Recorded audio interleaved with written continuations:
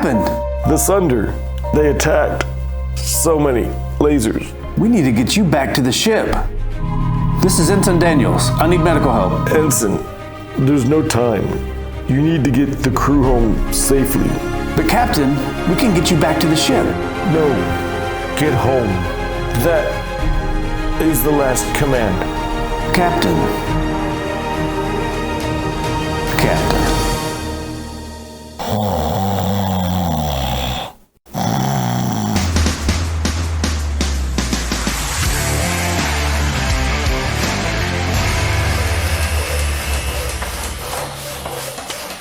Hey there folks, I'm Jeff and this is Tabletop Toolbox. Thank you for stopping by. Let me ask you a question. What is better than a space-themed deck builder? Well, a few months ago I might have said 2 space-themed deck builders, but what if I told you that there's a game coming soon to Kickstarter where you can build 2 decks in just one space-themed game? Well, that's what you get with The Last Command by Ty McDonald and Sentient Games. Now, understand first that this is a prototype copy, so a lot of the art design here is still being developed, and some content may slightly change before final printing. But The Last Command is a 2-player game, where each player is the captain of a sizable capital ship, engaged in an epic broadsides battle to the death. Throughout this fight, they'll assign crew members to one of their ship's 3 systems: engineering, communications, or tactical, providing power to these systems where they can, and then using that power to activate various modules, giving them the ability to purchase more cards, damage their opponent, repair their own ship, and quite a bit more. Instead of lumping both crew and system cards into a single deck, however, designer Ty McDonald split them into separate decks, not only doubling the amount of agency each player has over their respective ship, but pushing the strategic breadth of this game into the cosmos. Now, in all honesty, Last Command, the still follows a lot of common deck building protocols. Like, for example, having a small number of basic cards with which to start the game, and in this case, a variety of markets to purchase new cards from throughout the game. Also, you must play every card in your hand each turn, but any card you can't or don't want to play can be discarded to gain 2 extra currency to purchase cards, which also, like most deck builders, are placed into their respective discard piles when purchased. You don't have a hand size or hand limit per se, but by default you'll only draw 3 cards at the end of each turn as opposed to the usual 5. Of course, several of these cards will allow you to draw more cards, and there are also some that force your opponent to discard cards of their own. By now, it's possible that you're wondering how this game differs from Star Realms, a well-known and well-respected space-themed deck-building game.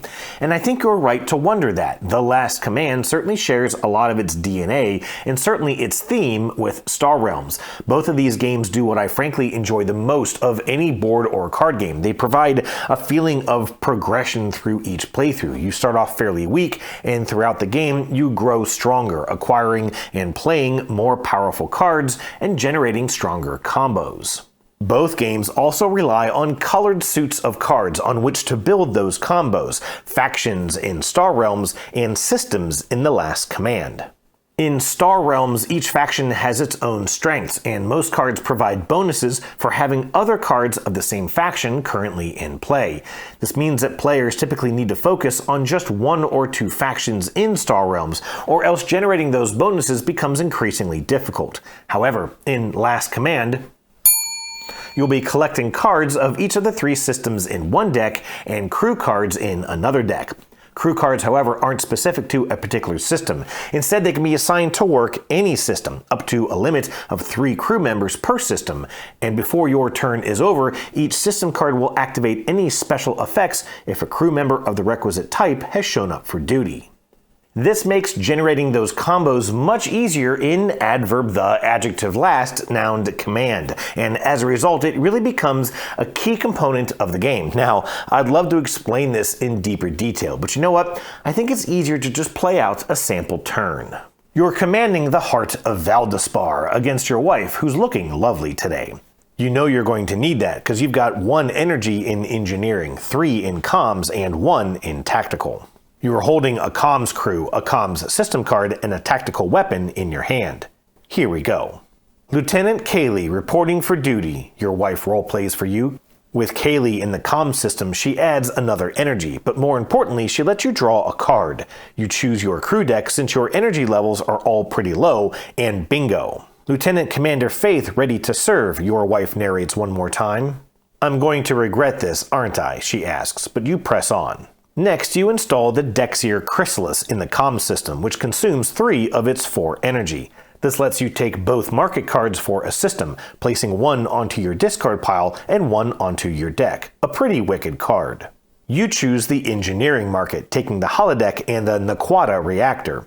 You discard the holodeck and put the reactor in your deck because you have a plan. First, Faith shows up in the engineering system, boosting the energy from 1 to 4 and letting you draw a card from your discard pile. How about that new holodeck, which you can now immediately install, granting you 2 card draws, and you can move a crew member to the engineering system.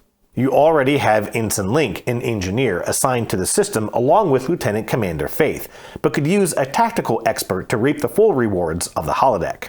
So you move Cadet Keto, who was already working the tactical system, over to engineering. Are you done yet? Your wife asks. Shh, you say, knowing it's not the only thing you'll regret later.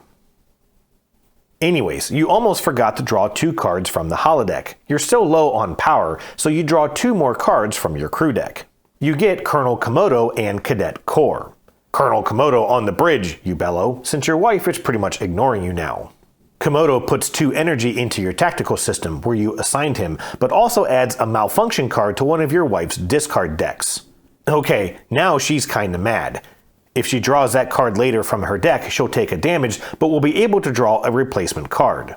Meanwhile, you assign Cadet Core to comms for the 2 energy, and lastly install the Tri-Laser, which you've been holding since the beginning of this epic turn, costing all the energy of your tactical system, but doing 3 damage straight to your wife's ship, who unceremoniously informs you that you're sleeping on the couch tonight.